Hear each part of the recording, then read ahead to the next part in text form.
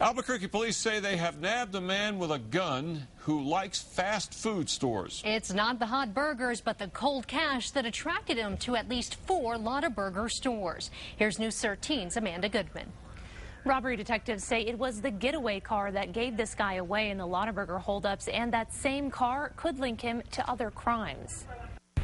When 23-year-old Manuel Hernandez walked into this Lotta Burger, police say food was the last thing on his mind. He was after cash. But one Blake's just wasn't enough to feed his appetite. Detectives say Hernandez hit 3 of them and even went back to one of the restaurants twice. Each time, police say he covered his face and was armed, and each time he used the same holdup method. Basically locked the doors, was in the business, jumped over the counter, and was threatening to the employees. So I believe it was, a good probably 7-8 minutes he was actually in the restaurant. Investigators say it wasn't until after Hernandez held up this Lotta Burger on a Trisco on October 15th that they were able to ID him as their guy.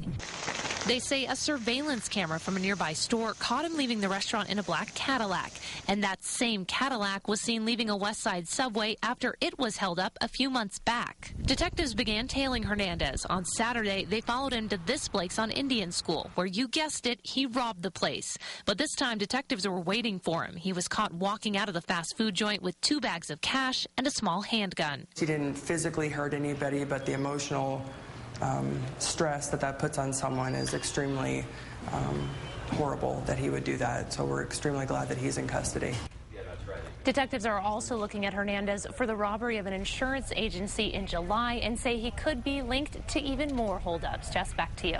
Okay, Amanda, Hernandez is jailed on kidnapping and armed robbery charges. According to online court records, he has a lengthy criminal history, including a guilty plea to armed robbery charges in 2006.